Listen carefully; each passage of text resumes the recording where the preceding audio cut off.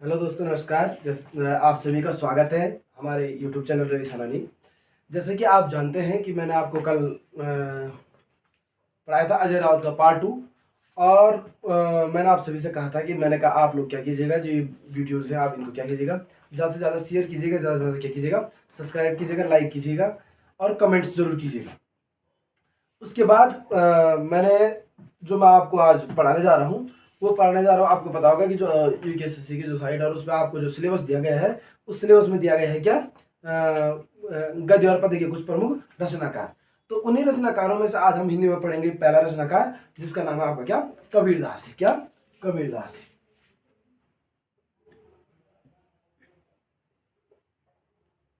कबीरदास, ठीक, कबीरदास है। अब कबीरदास जी के बारे में पढ़ने से पहले मेरा आप लोगों से एक बार पुनः अनुरोध होगा कि आप लोग वीडियो को ज़्यादा से ज़्यादा लाइक कीजिएगा, ज़्यादा से ज़्यादा शेयर कीजिएगा और ज़्यादा से ज़्यादा क्या कीजिएगा, सब्सक्राइब कीजिएगा। क्योंकि दोस्तों इससे भी मेरा भी हौसला बढ़ते रहेंगे और क्या, मैं आपके लिए क्या अच्छी से अच्छी वीडियो क्या करवाता रहूँगा, प्रोवाइड करवाता रहूँगा। इसी के तहत मैं आपको पढ़ाऊंगा। जो पहला हमारे पास लेखक है वो है हमारे पास कौन, कबीरदास। और कबीरदास के बारे में आप लोग जानते होंगे, कबीरदास आपके कौन से, निर्गुण संप्रदाय के कवि। कैसे संप्रदाय के कवि, निर्गुण। कैसे कवि हैं, निर्गुण संप्रदाय के कवि हैं कौन, आपके कबीरदास। आपको पता होगा जैसे कि जो कबीरदास है, कबीरदास ने क्या मतलब निर्गुण, मतलब किसी के गुण, किसी भी देवी देवता का क्या नहीं किया इन्होंने, आह्वान नहीं किया इन्होंने, उनकी क्या की, निर्गुण विचारधारा। कैसी विचारधारा थी इनकी, निर्गुण विचारधारा थी किसकी, कबीरदास की। तो कबीरदास के जी के बारे में जानने से पहले हम सबसे पहले जानेंगे क्या, इनके जन्म, जन्म स्थान, पालन पोषण किसने किया, पत्नी का नाम और पुत्र का नाम। क्या, जन्म, जन्म स्थान, पालन पोषण करने वाले लोग, किसने इनका पालन पोषण किया था, पत्नी का नाम और पुत्र का नाम। ठीक, जन्म, जन्म स्थान, पत्नी का नाम और पुत्र का नाम। तो जन्म आप जानते हैं, इनका जन्म हुआ है 1398 ईस्वी। कब हुआ जन्म, 1398 में। जन्म स्थान आप सभी लोग जानते हैं, जन्म स्थान आपका लहरतारा, वाराणसी, उत्तर प्रदेश।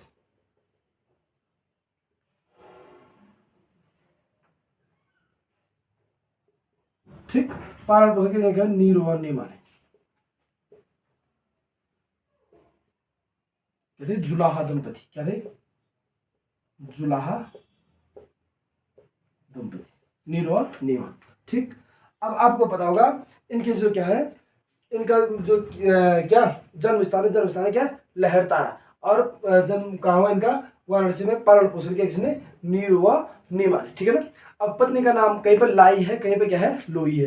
तो आप देख लेना, पत्नी का नाम है लाई या लोई और पुत्र का नाम था क्या, कमाल।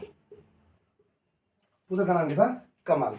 ठीक, कबीरदास के बारे में पढ़ रहे हैं। निर्गुण संप्रदाय के, मतलब सगुण नहीं, मतलब सगुण मतलब देवता के, देवता की स्तुति वाले, देवता को मानने वाले नहीं। मतलब निर्गुण मतलब जिन्होंने क्या, देवताओं की विचारधारा को नहीं माना। ठीक है ना। इन्होंने कहा कि क्या ईश्वर नाम की कोई चीज नहीं होती है, इसलिए इनको कहा जाता है कौन से, निर्गुण संप्रदाय। इनका जन्म 1398 में, जन्म स्थान लहरतारा, वाराणसी में, उत्तर प्रदेश में। पालन पोषण किया नीरवनी माँ, जुल्हा दंपति थे। पत्नी का नाम था लाई या लोई और पुत्र का नाम था आप इनका क्या, कमाल। अब इनके प्रमुख शिष्य थे, इनके शिष्य का नाम था किसके, कबीरदास के शिष्य का नाम, शिष्य का नाम था धर्मदास। कबीरदास के शिष्य का नाम था धर्मदास और कबीरदास के गुरु का नाम था रामानंद जी। ठीक है ना। कबीरदास के गुरु का नाम क्या था आपका, रामानंद जी। ठीक है ना। कबीरदास के शिष्य का नाम था धर्मदास और गुरु का नाम था आपका रामानंद। अब आपको एक कवि है, सुने होंगे आपने, हजारी प्रसाद द्विवेदी। क्या, हजारी प्रसाद द्विवेदी। तो जो हजारी प्रसाद द्विवेदी हैं, हजारी प्रसाद द्विवेदी ने कबीरदास जी को क्या कहा था, वाणी का डिटेक्टर कहा था। हजारी प्रसाद द्विवेदी ने कबीरदास जी को वाणी का डिटेक्टर कहा। हजारी प्रसाद द्विवेदी ने कबीरदास जी को क्या कहा था, वाणी का डिटेक्टर कहा था। ठीक है ना। और हजारी प्रसाद द्विवेदी को क्या, कबीरदास ने क्या कहा था, वाणी का डिटेक्टर कहा था। ठीक है ना। और रामचंद्र शुक्ल जी ने बताया था जो कबीरदास की भाषा थी वो कैसी थी, सुदुक्कड़ी थी। किसने बताया, रामचंद्र शुक्ल जी ने बताया कबीरदास की भाषा कैसी थी, सुदुक्कड़ी। रामचंद्र शुक्ल जी ने बताया कि कबीरदास की भाषा कैसी थी, शुद्ध कड़ी। ठीक है ना। अब आपको पता होगा जो एक सुना होगा आपने गुरु ग्रंथ साहिब, क्या गुरु ग्रंथ साहिब,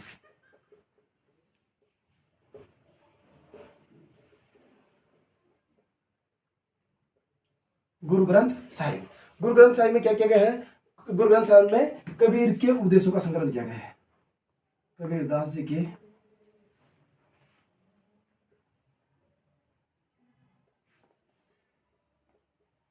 उपदेशों का संकलन किया गया है।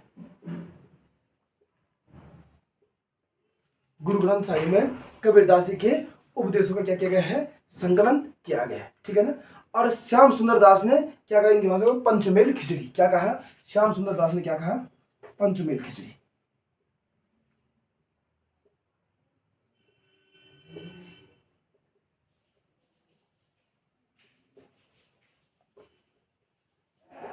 पंचमेल खिचड़ी किसने कहा? श्याम सुंदर दास ने। क्या ठीक है ना। कबीरदास की भाषा श्याम सुंदर दास ने क्या कहा? पंचमेल खिचड़ी। क्या कहा? पंचमेल खिचड़ी। अब इतना तो आप सभी लोग समझ गए होंगे। ठीक है ना कि पंचमेल खिचड़ी किसने कहा? कबीरदास के उपदेशों का संकलन गुरु ग्रंथ साहिब में किया गया है। ठीक है। रामचंद्र शुक्ल ने क्या कहा? भाषा दो कड़ी कहा है। हजारी प्रसाद द्विवेदी ने कबीरदास को वाणी का डिटेक्टर कहा है। कबीरदास के गुरु थे रामानंद जी, शिष्य था धर्मदास, पुत्र का नाम था कमाल, पत्नी का नाम था पत्नी का नाम था क्या? लोई। ठीक है ना। पालन पोषण किया किसने किया? कबीरदास नीरू व नीमा ने। और जन्म स्थान लहरतारा वाराणसी में और अनुवाद का 1398 में। और कबीरदास निर्गुण संप्रदाय के तुम्हारे कवि थे। अब इनके बारे में अन्य रचना अन्य जानकारियां हैं उनको मैं क्या आपको बताता हूँ। हजारी प्रसाद द्विवेदी ने कहा वाणी का डिटेक्टर, परंतु आपकी इनकी कुछ क्या प्रमुख रचनाएं हैं। और इनकी जो क्या रचनाएं हैं? कबीर वाणियों की संग्रह किसमें क्या है? कबीर की वाणियों का संग्रह किसमें किया गया है? कबीर की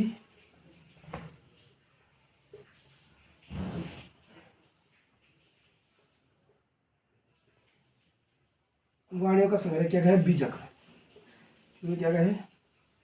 कबीर की वाणियों का संग्रह किसमें किया गया है? बीजक में। और इसी बीजक में तुम्हारा क्या? बीजक में क्या है? साखी,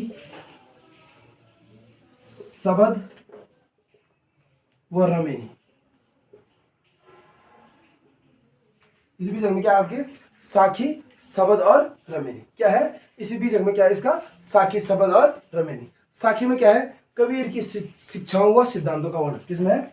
साखी में है कबीर की शिक्षाओं व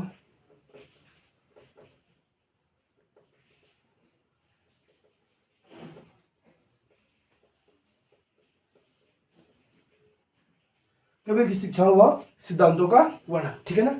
और रमेनी में क्या है? दार्शनिक विचार। रमेनी में क्या है? दार्शनिक विचार के बारे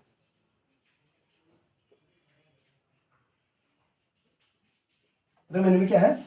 दार्शनिक विचार। ठीक है ना। इसमें शिक्षाओं का संकलन और शिक्षाओं सिद्धांतों का सम्मेलन है। किसमें? साखी में। रमेनी में आपका क्या? दार्शनिक विचार। और सबद में क्या है? प्रेम व अतरंग विषय। क्या? प्रेम व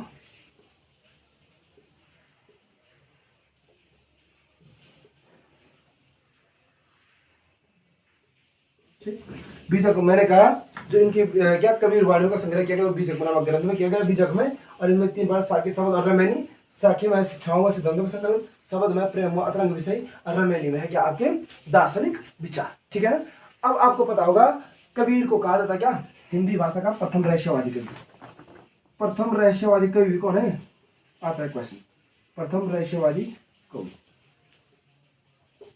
प्रथम रहस्यवादी कवि आपके कौन है? कबीर। प्रथम रहस्यवादी कवि कौन है आपके? कबीर। प्रथम रहस्यवादी कवि आपके कौन? कबीर। और मृत्यु हुई इनकी कब? 1518 में। कहां पर? मगहर में मृत्यु। 1518 में मगहर। क्या हुई? 1518 में क्या हुई? मगहर। तो ये था आपके दोस्तों किसके बारे में? कबीरदास जी के बारे में। अब मैं चाहता हूं कि मैं क्या आपको क्या जो ये 23-24 लेखक है इनकी क्या पूरी सीरीज क्या कराऊंगा? कंप्लीट कराऊंगा। परंतु जो हिंदी भाषा का जो हम पढ़ रहे आगे से उसको मैं क्या पढ़ाते हुए चलूंगा। परंतु मैं अब जो देखो इसके बाद जो मैंने आपको वर्णमाला पढ़ाया था, अभी मैंने हिंदी भाषा का साहित्यिक इतिहास, हिंदी भाषा का इतिहास भी पढ़ाना आपको चैप्टर, और उसी में पढ़ाना आपको क्या वर्णमाला वाला मैंने पढ़ा दिया है। इसमें पढ़ाना मुझे वर्णमाला का तीसरा पार्ट पढ़ाना है। बस ओनली जो क्या हिंदी वर्णमाला से संबंधित क्या है महत्वपूर्ण तथ्य वाला वो वाला चैप्टर पढ़ाना है। उसके तत्पश्चात मैं आपको पढ़ाऊंगा सीधे क्या संज्ञा से अव्यय तक। क्योंकि जो संधि वाला है, संधि वाला चैप्टर में क्या संज्ञा से अव्यय के पश्चात ही पढ़ाऊंगा, क्योंकि संज्ञा से अव्यय क्वेश्चन क्या आते हैं, ज्यादा बनते हैं। और इसीलिए उसमें हम पढ़ेंगे संज्ञा, सर्वनाम, लिंग, वचन, कारक, तमाम प्रकार की जो चीजें हैं, तो ये सभी क्या उसी में पढ़ेंगे हम, क्रिया विशेषण वगैरह सब उसमें पढ़ेंगे। परंतु इसके बाद मैंने कहा एक तरफ से मैं इसकी सीरीज चलाते जाऊंगा, किसकी, ये प्रमुख लेखकों की जो तुम्हारी हिंदी भाषा में है। और आगे से हमारा क्या, जो मैंने कहा वर्णमाला का तीसरा पाठ आएगा, उसके तरफ मैं सीधे पढ़ाऊंगा आपको क्या, संज्ञा से अव्यय तक। अब आज के लिए दोस्तों वीडियो इतनी होगी, वीडियो इतनी इसलिए होगी क्योंकि क्या मुझे भी कुछ अर्जेंट काम करने हैं, इसलिए मैं आज थोड़ा आपको वीडियो क्या बना रहा हूँ, छोटे बना रहा हूँ। तो मेरी आपसे ज़्यादा से ज़्यादा निवेदन है कि आप लोग क्या कीजिएगा, इस वीडियो को अपने दोस्तों तक, अपने छोटे भाइयों तक, अपने बहनों तक क्या कीजिएगा, ज़्यादा से ज़्यादा कीजिएगा, शेयर कीजिएगा और उनको कहिएगा सब्सक्राइब कीजिएगा, और जो बेल आइकन वाला बटन है उसको जरूर दबाएगा, ताकि जो आपको सभी वीडियो के नोटिफिकेशन है वो क्या होते रहे, प्राप्त होते रहेंगे। ठीक है ना, तो आज के लिए इतना काफ़ी है। ठीक है, फिर मिलते हैं, थैंक यू।